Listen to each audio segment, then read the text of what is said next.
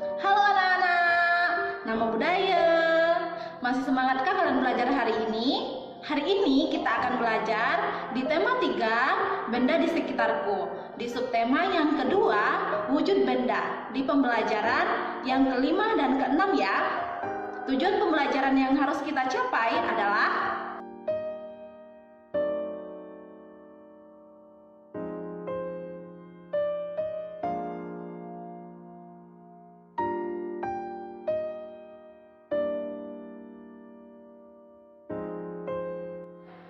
pembelajaran yang kelima.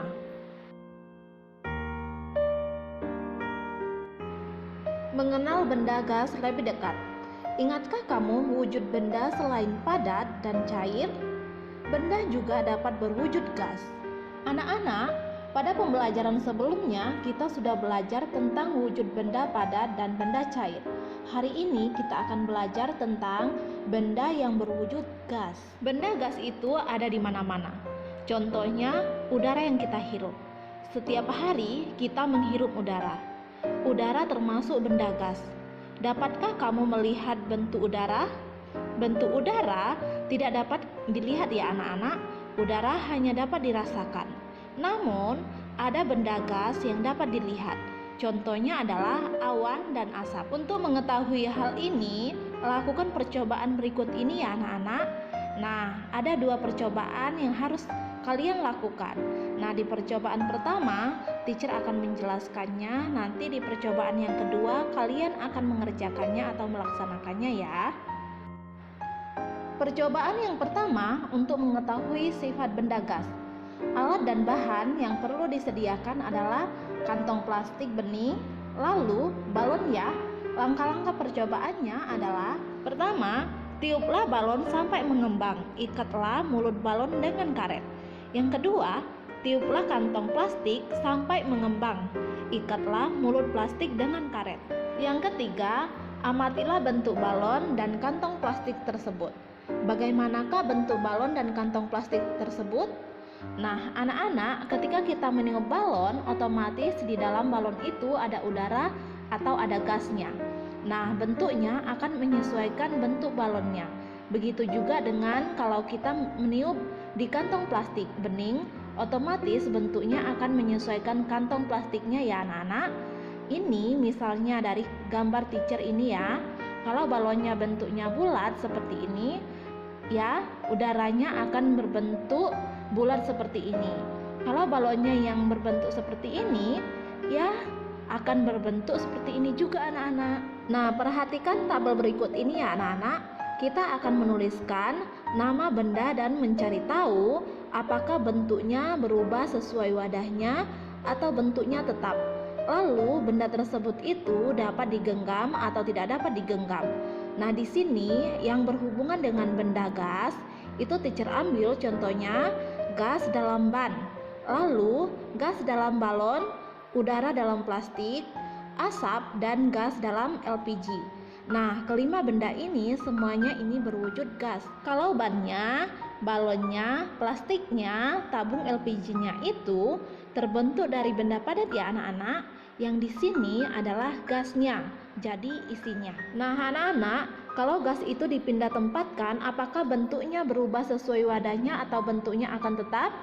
Misalnya, teacher akan memindahkan gas dalam ban ke gas dalam LPG. Apakah bentuknya seperti ban gasnya atau menyesuaikan seperti bentuk tabung LPG? Nah, pasti akan menyesuaikan seperti bentuk tabung LPG. Maka, kita bisa simpulkan bahwa gas itu bentuknya berubah sesuai wadahnya. Lalu, gas ini itu bisa digenggam atau tidak bisa digenggam anak-anak? Nah, gas ini tidak dapat digenggam. Sama juga gas di dalam balon, bisa berubah sesuai wadahnya dan tidak dapat digenggam. Udara dalam plastik juga begitu ya anak-anak, bentuknya akan berubah sesuai wadahnya dan tidak bisa digenggam. Asap juga seperti itu.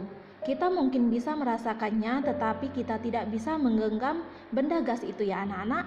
Jadi benda gas itu berubah bentuknya sesuai bentuk wadahnya.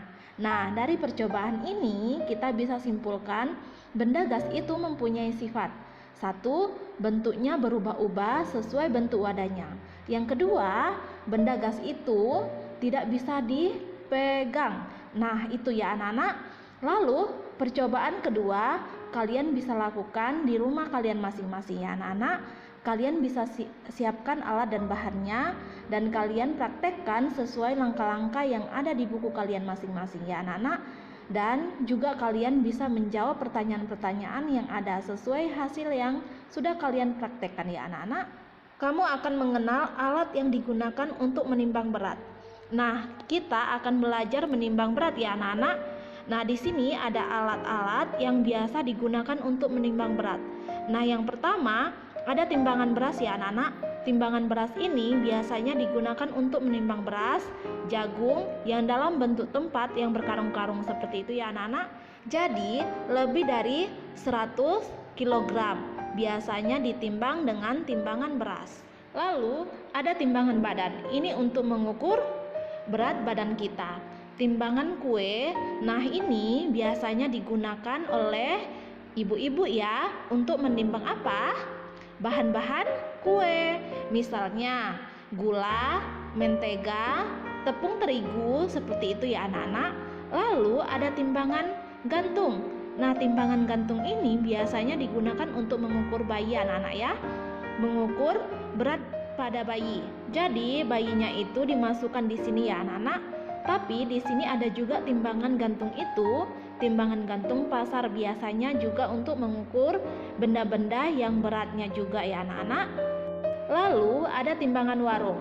Nah, ini biasanya timbangan untuk mengukur beras, jagung, gula juga bisa, telur, sayur dan lain sebagainya. Lalu di sini ada neraca. Nah, neraca ini timbangan berat yang digunakan untuk menimbang emas. Nah, anak-anak sudah tahu ya macam-macam alat menimbang berat. Perhatikan satuan yang digunakan dalam timbangan berikut ini. Nah, satuan berat pada alat tersebut itu ada kg. Kg itu apa? Kg itu artinya adalah kilogram. Jadi, untuk mengukur suatu berat itu bisa kita gunakan satuan kilogram dan gram ya anak-anak. Ada satuan lagi yaitu kilogram dan gram yang akan kalian pelajari. Perhatikan gambar berikut. Lani akan menentukan massa benda. Bantulah Lani memilih alat untuk menimbang yang sesuai. Nah, ini kalian kerjakan ya anak-anak. Kalian bisa fotokopi ini dan kalian bisa jawab ya anak-anak. Hari Minggu, Dayu dan Ibu membuat masakan istimewa. Dayu membantu Ibu menimbang bahan-bahan yang diperlukan. Dayu menggunakan timbangan kue. Untuk memasak kue, Ibu menggunakan kompor gas. Kompor gas memerlukan tabung gas. Nah, anak-anak, di sini ya, Dayu membantu ibunya membuat masakan. Tahukah kalian di dalam tabung terdapat LPG? Nah, biasanya kita menyebutnya tabung LPG. LPG adalah benda berwujud gas ya anak-anak. Kalau tabungnya berbentuk padat ya, berwujud padat. Gas ini dimanfaatkan untuk bahan bakar. Kelebihan pemakaian LPG dibandingkan bahan bakar lainnya banyak. Misalnya kayu bakar ataupun minyak tanah. Kelebihannya yaitu mudah dalam penggunaan, lebih bersih dan lebih praktis kalau kita menggunakan LPG. Berbeda dengan kayu bakar ya anak-anak, kita harus mencari kayunya, menebang pohon terlebih dahulu ya. Itu tidak mudah ya anak-anak dan menimbulkan banyak asap ya biasanya. Lalu kalau memakai minyak tanah juga seperti itu, biasanya banyak asap. Jadi sekarang orang itu lebih banyak menggunakan LPG ya untuk memasak ya, itu menggunakan gas LPG. Bantulah Lani cara membaca timbangan kue berikut ini.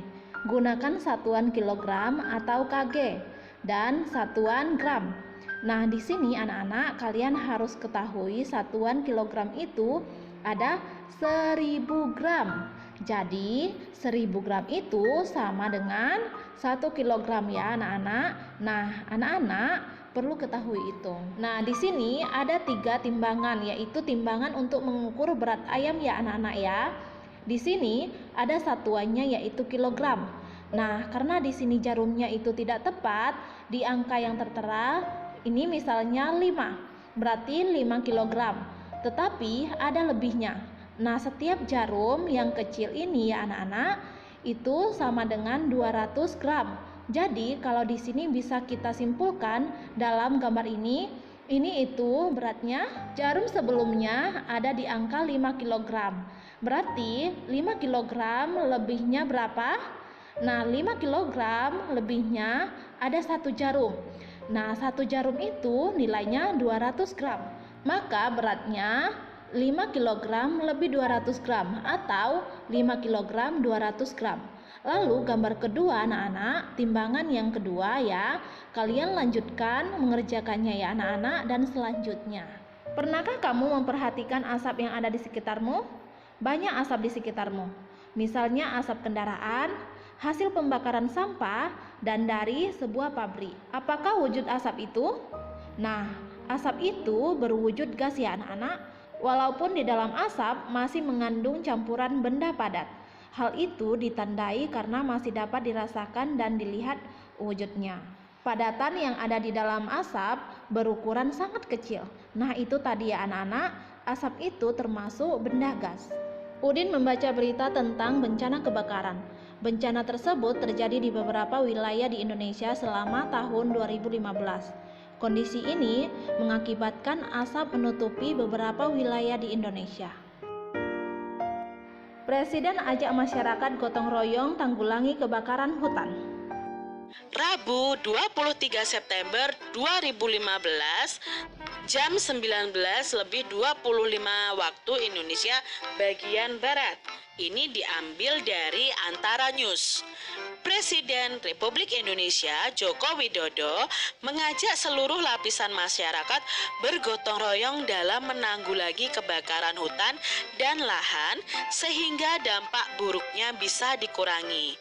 Masyarakat harus bahu-membahu membantu karena gotong royong adalah jalan keluar menanggulangi kebakaran hutan dan lahan, ujar Pak Joko Widodo di Banjarbaru, Kalimantan Selatan pada hari Rabu.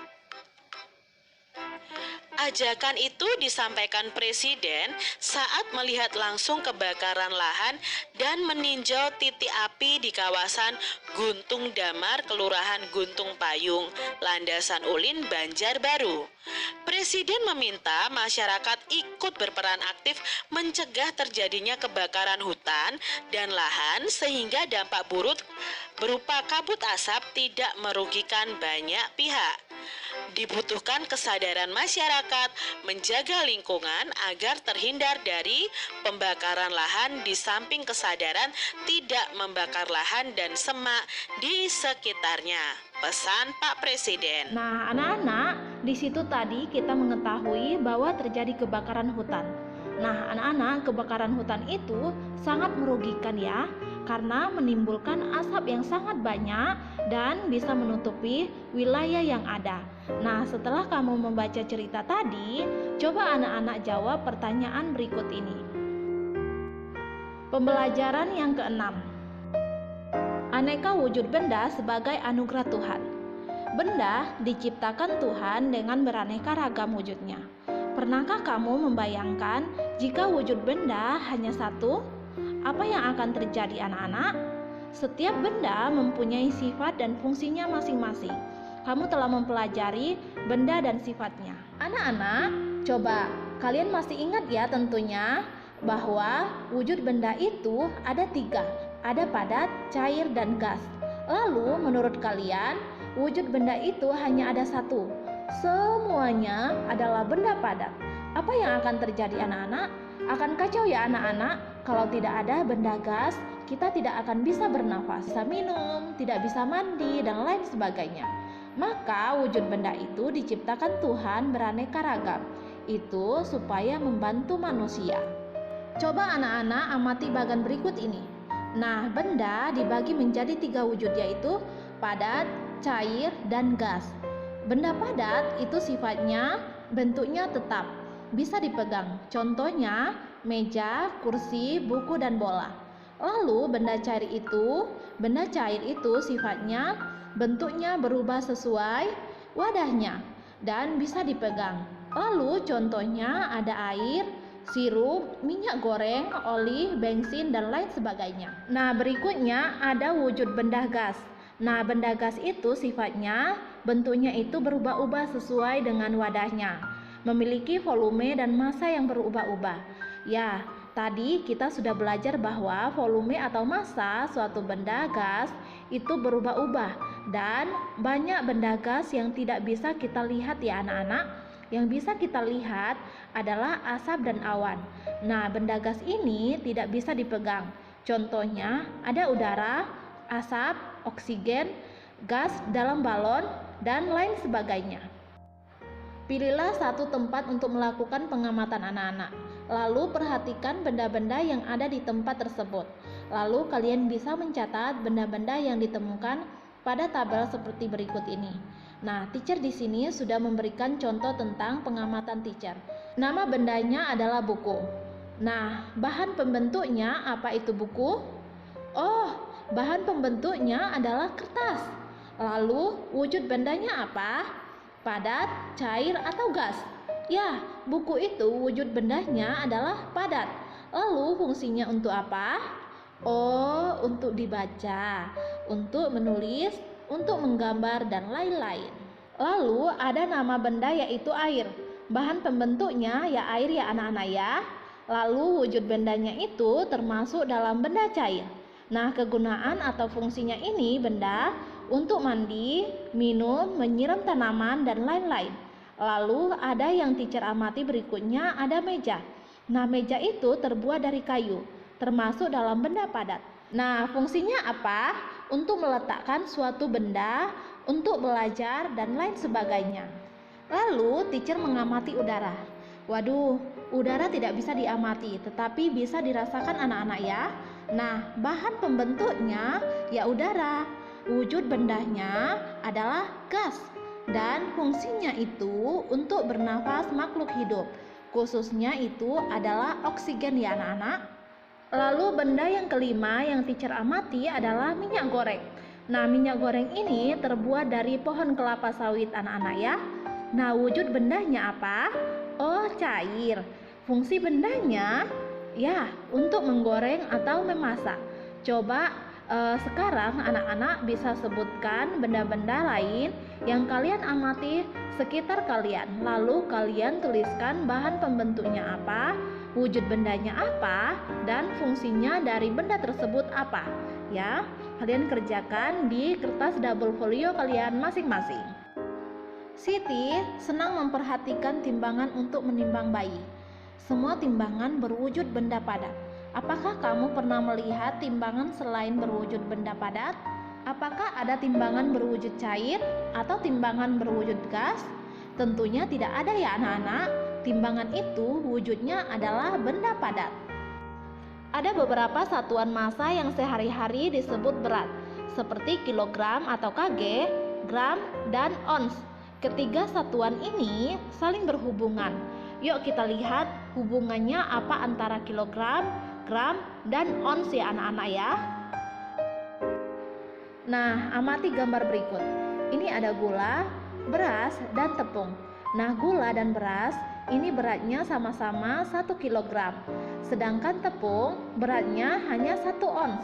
Gula 1 kg ketika ditimbang dengan timbangan yang ukurannya ons itu menunjukkan angka 10. Nah, berarti 1 kg 10 ons. Lalu, beras 1 kg diukur dengan timbangan yang satuannya gram itu sama dengan 1000 gram. 1 ons diukur dengan timbangan gram, maka di sini sama dengan 100 ons.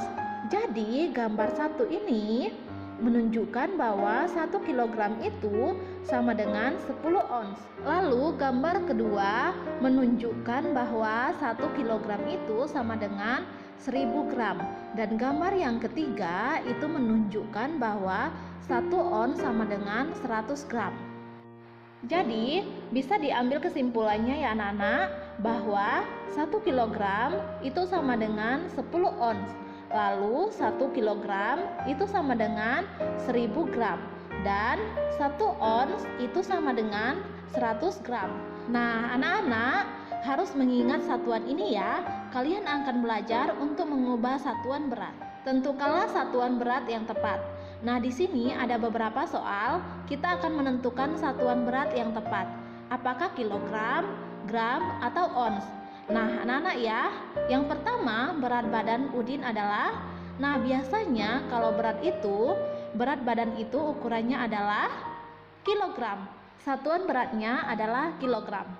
Lalu ibu membeli telur seberat 1. Nah, coba anak-anak kalau kalian beli telur ke warung anak-anak ya, kalian bilangnya apa? Bu, beli telur 1 kilogram atau 1 gram atau 1 ons. Nah, kalau kita membeli telur itu beratnya pasti kilogram. Lanjut yang ketiga, berat cincin ibu adalah 3 titik-titik. Nah, biasanya untuk berat cincin atau berat emas itu tidak dalam kilogram, tidak dalam ons, tapi dalam gram ya anak-anak ya. Jadi, berat cincin ibu adalah 3 gram. Yang keempat, gula pasir yang dibutuhkan untuk membuat kue adalah 250 titik-titik. Nah, gula pasir itu biasanya bisa diukur kilogram, bisa diukur gram, bisa diukur ons, tapi di sini ada 250. Apa? Untuk membuat kue. Kalau 250 kilogram, waduh terlalu banyak itu berkarung-karung ya anak-anak ya. Jadi, gula pasir yang dibutuhkan untuk membuat kue adalah 250 gram. Yang kelima, ibu memerlukan bawang seberat 100 titik-titik untuk memasak. Apakah 100 kilo? Wah, kalau 100 kilo itu masakannya banyak sekali ya anak-anak ya. Dan bawangnya itu sampai berkarung-karung ya. Lalu apakah gram? Ya, di sini berarti memerlukan bawangnya seberat 100 gram untuk memasak. Lani sering membantu ayahnya menjaga toko. Lani membantu ayah menimbang bahan-bahan makanan. Orang tua Lani cukup berada. Namun, Lani anak yang sederhana. Hidup sederhana adalah hidup yang sesuai dengan kebutuhan. Hidup yang tidak berlebihan dalam menggunakan harta benda. Anak-anak, Lani ini sebenarnya orang kaya ya, tetapi mereka hidupnya sederhana. Lani juga selalu membantu orang tuanya. Nah, coba anak-anak kalian bisa diskusikan bersama dengan keluarga kalian yang ada ya. Lingkari kata-kata berikut yang sesuai dengan hidup sederhana. Nah, di sini ada rendah hati, mubazir, pelit, secukupnya, boros, berlebih-lebihan, cermat, berbagi, sombong, dan hemat. Nah, mana kata-kata yang sesuai dengan hidup sederhana? Nah, kalian kerjakan ini di kertas double folio kalian masing-masing. Mengapa sikap sederhana itu penting diterapkan dalam kehidupan sehari-hari? Ya, alasannya sikap sederhana itu penting diterapkan dalam kehidupan sehari-hari, yaitu dengan bersikap sederhana kita akan lebih pandai bersyukur ya anak-anak atas segala sesuatu yang Tuhan berikan. Sikap sederhana akan mengajarkan kita untuk lebih menghargai barang dan uang, serta mengajarkan kita untuk tidak boros. Jadi, jangan boros ya anak-anak ya. Nah, di sini ada 3 contoh sikap hidup sederhana dalam kehidupan sehari-hari, yaitu yang pertama, bersikap sederhana dalam berpakaian, makanan, dan minuman. Tidak menggunakan barang-barang mahal, yang penting bersih dan pantas. Yang kedua, bersikap sederhana dalam berbelanja, yaitu hanya membeli barang-barang yang dibutuhkan saja. Lalu yang ketiga, contoh hidup sederhana adalah bersikap sederhana dalam menggunakan kendaraan dan barang elektronik. Jika masih layak untuk digunakan, maka tidak usah membeli yang baru dulu. Itu tadi 3 contoh sikap hidup sederhana ya anak-anak ya. Demikian video pembelajaran kita hari ini. Semoga apa yang sudah teacher sampaikan kalian bisa mengerti dan memahaminya dan bermanfaat buat kalian semua. Terima kasih sudah menyaksikan video pembelajaran dari teacher. Jangan lupa kalian tetap jaga kesehatan kalian. Sampai jumpa kembali di video pembelajaran kita yang selanjutnya. Bye-bye.